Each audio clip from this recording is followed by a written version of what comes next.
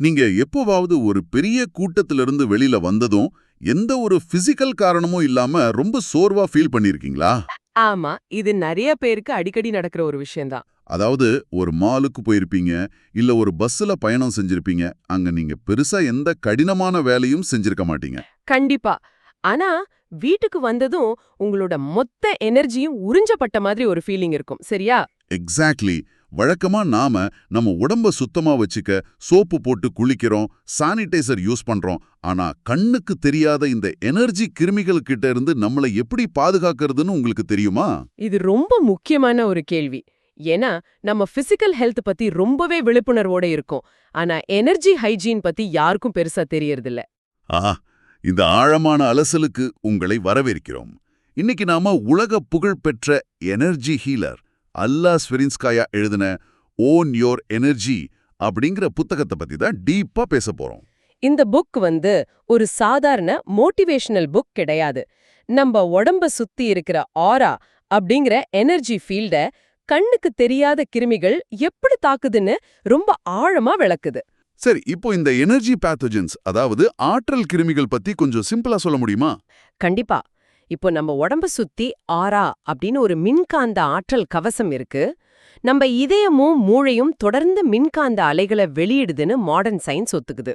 ஆமா, electromagnetic field பத்தி நான் படிச்சிருக்கேன். அந்த ஆறாவ தாக்குற 3 வகையான எனர்ஜி கிருமிகளை பத்தி தான் அல்லாஹ் ரொம்ப துல்லியமா பிசிக்கல் கிருமிகளோட ஒப்பிட்டு சொல்றாங்க. அந்த ஒப்பீடு பத்தி படிக்கும்போது எனக்கு ரொம்ப ஈஸியா புரிஞ்சுது. நான் இதை எப்படி புரிஞ்சுக்கிட்டேன்னா, நம்ம கையில இருக்கிற ஸ்மார்ட் போனை நம்ம எனர்ஜி கவசம்னு வச்சுப்போம். சரி, நல்ல உதாரணம். இதுல ஆரா பாக்டீரியா அப்படிங்கிறது நம்ம போன் பேட்டரிய நமக்கு தெரியாமலேயே பேக்ரவுண்ட்ல உறிஞ்சிற ஒரு ஆப் மாதிரி. ஆனா ஆரா வைரஸ் அப்படிங்கிறது நம்ம போன் ஓஎஸ்ஏ ஹேக் பண்ற மால்வேர் மாதிரி. நான் சொல்றது கரெக்டா?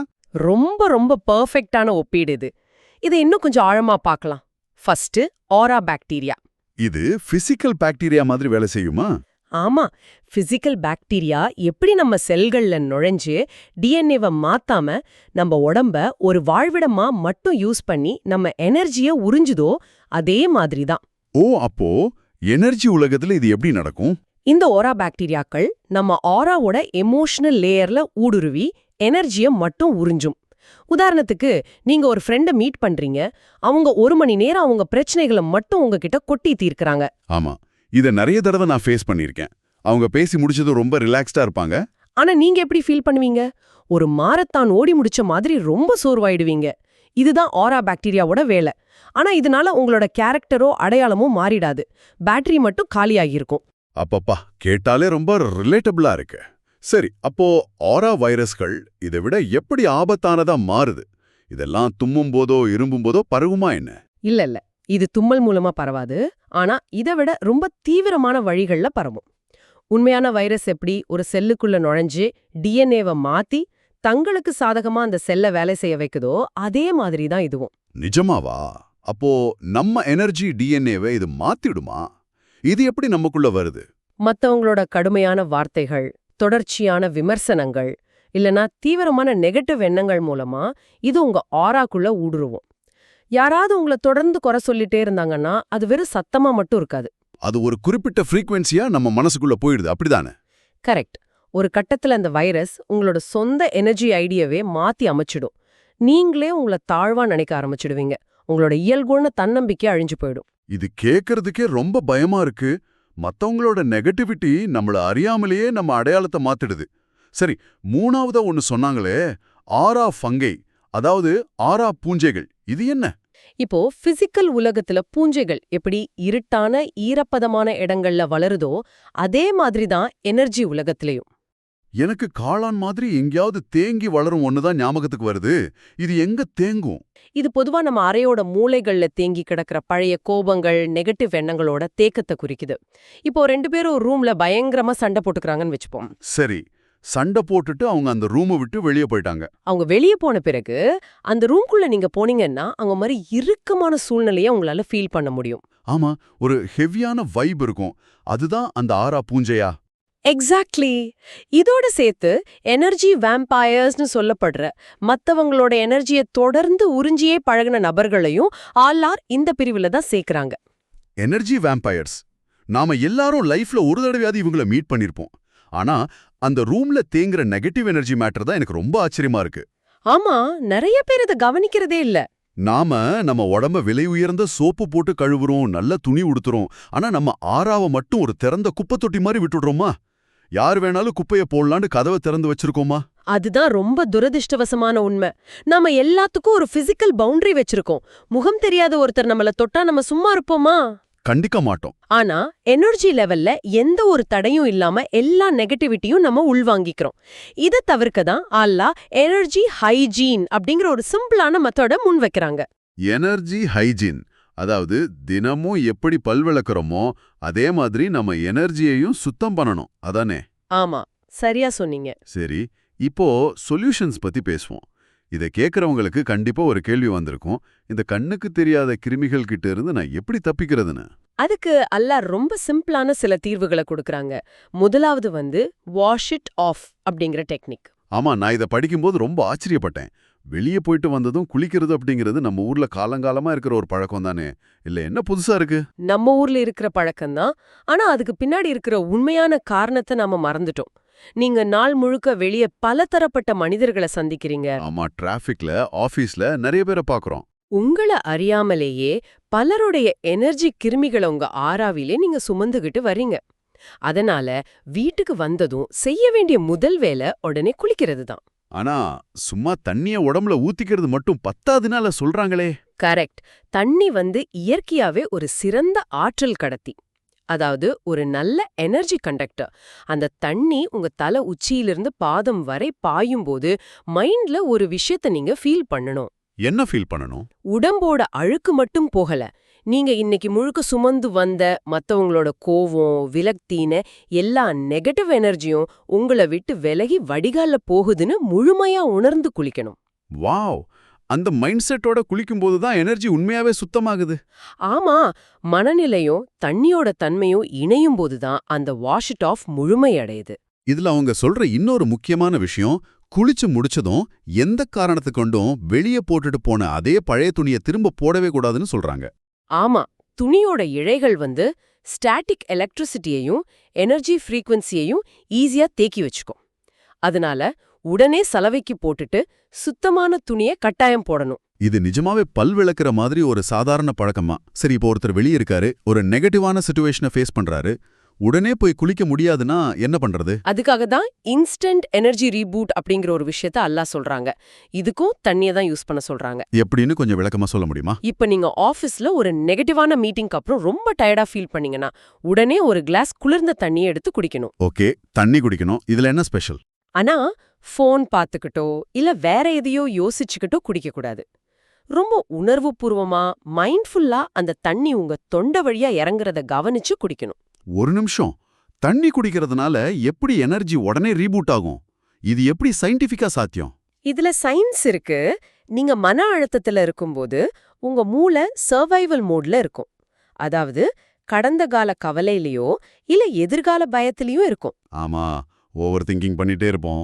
நீங்க குளிர்ந்த தண்ணியோட வெப்பநிலைய உணர்ந்து அது தொண்டையில இறங்குறத கவனிக்கும்போது மூளையோட கவனம் உடனே பிரசன்ட் மொமெண்ட்டுக்கு இழுக்கப்படுது. ஓ, மைண்ட் பிரசன்ட்டுக்கு வந்துருது.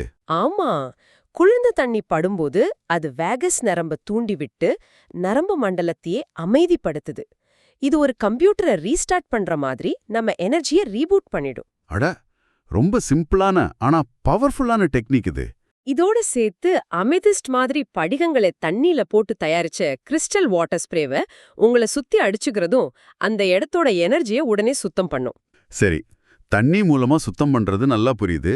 ஆனா சில நேரங்கள்ல நாம நேரடியா ஒரு எனர்ஜி வேம்பயரை சந்திச்சு பேசிதான் ஆகணும்னு ஒரு சிச்சுவேஷன் வரும்ல? கண்டிப்பா வரும்.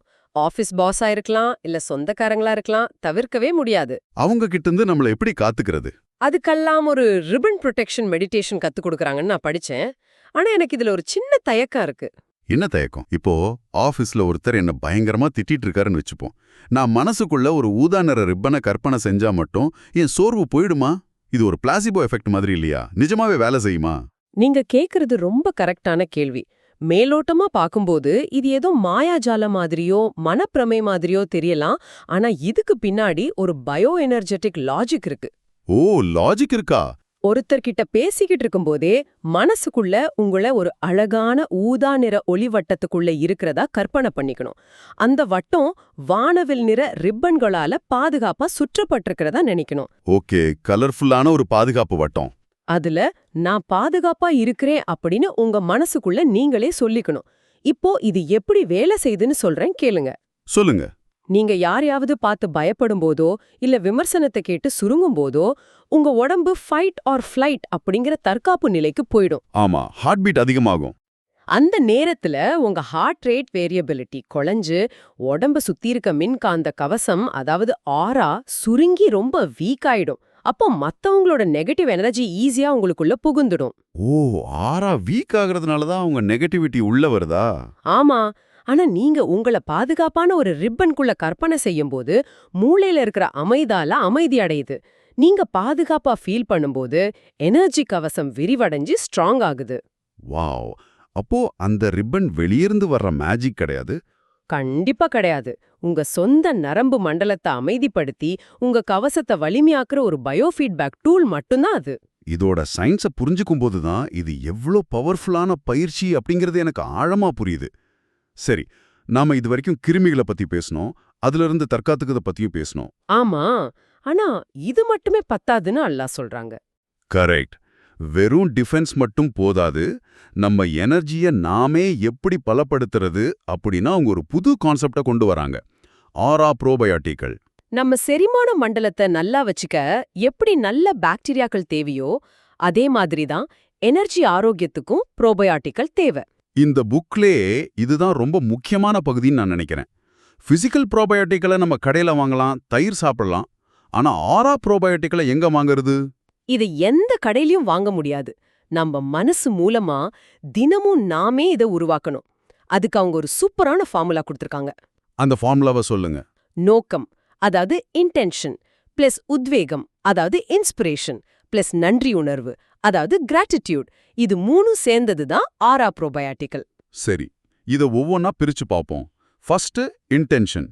இது ஒரு லேசர் மாதிரி செயல்பட்டு நம்ம எனர்ஜியை சரியான திசையில செலுத்துதுன்னு அவங்க சொல்றாங்க. ஆமா, காலையில எழுந்ததும் இன்னைக்கு நான் கோபப்பட மாட்டேன், அமைதியா வேலைய முடிப்பேன் அப்படின்னு ஒரு தெளிவான நோக்கத்தை செட் பண்ணிக்கணும். ஒரு குறிக்கோள் இல்லாம சும்மா போகும்போது தான் மத்தவங்களோட எனர்ஜி நம்மள ஈஸியா தாக்குது இல்லையா? கரெக்டா சொன்னீங்க. இன்டென்ஷன் உங்க எனர்ஜியை சிதற விடாம ஒரே நேர்கோட்டுல குவிய வைக்கும். அடுத்தது இன்ஸ்பிரேஷன். உங்களை டயர்டாக்குற விஷயங்களை விட்டுட்டு சந்தோஷத்தை கொடுக்கற விஷயங்களை செய்யணும். Okay, intention, inspiration.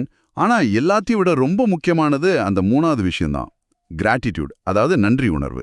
ஆமா, நன்றி உணர்வு அப்படிங்கிறது வெறும் தேங்க்ஸ்னு சொல்ற வார்த்தை கிடையாது. உங்க ஆராவை ஒரு காந்த மாதிரி மாத்துற ஒரு சயின்டிஃபிக் ப்ராசஸ் அது. எனக்கு இது கொஞ்சம் டீப்பா தெரியணும்.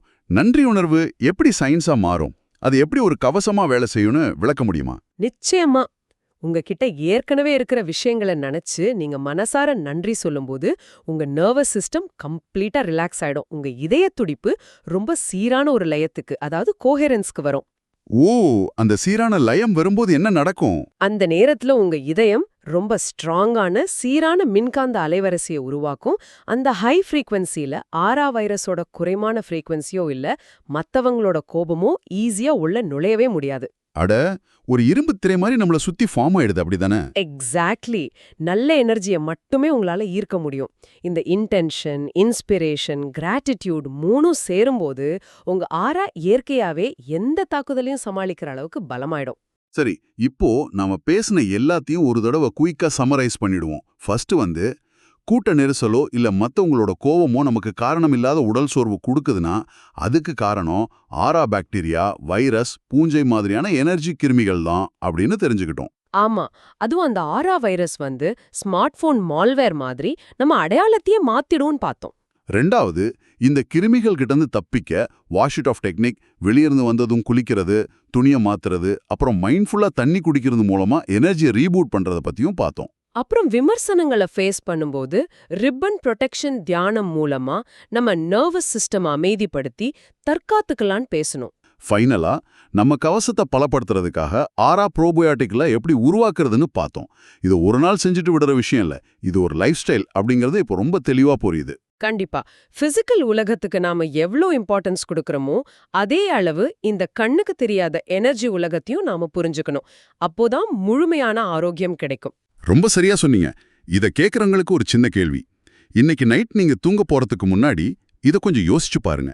இன்னைக்கு நாள் முழுக்க நீங்க சுமந்து வந்த உடல் சோர்வும் மன அழுத்தமும் ஏன் அந்த தலைவலி கூட உண்மையிலே உங்களோடது தானா? இல்ல, பஸ்ஸுலயோ ஆபீஸ்லயோ உங்க பக்கத்துல நின்ன யாரோ ஒருத்தரோட கோபத்தையோ எனர்ஜி வைரஸையோ நீங்க அறியாம உங்க வீட்டுக்குள்ள எடுத்துட்டு வந்துட்டீங்களா? நாளைக்கு காலையில நீங்க கண் முழிக்கும் போது உங்க நாளை எப்படி தொடங்க போறீங்க?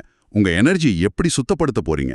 எந்த நெகட்டிவிட்டியும் உள்ள வராதபடி உங்களுக்கான ப்ரோபயாட்டிக்ஸ் எப்படி உருவாக்க போறீங்க? இந்த கேள்விகளோட இன்னைக்கு இந்த விரிவான தேடலை நாங்க நிறைவு செய்றோம். உங்க எனர்ஜி உங்க கையில.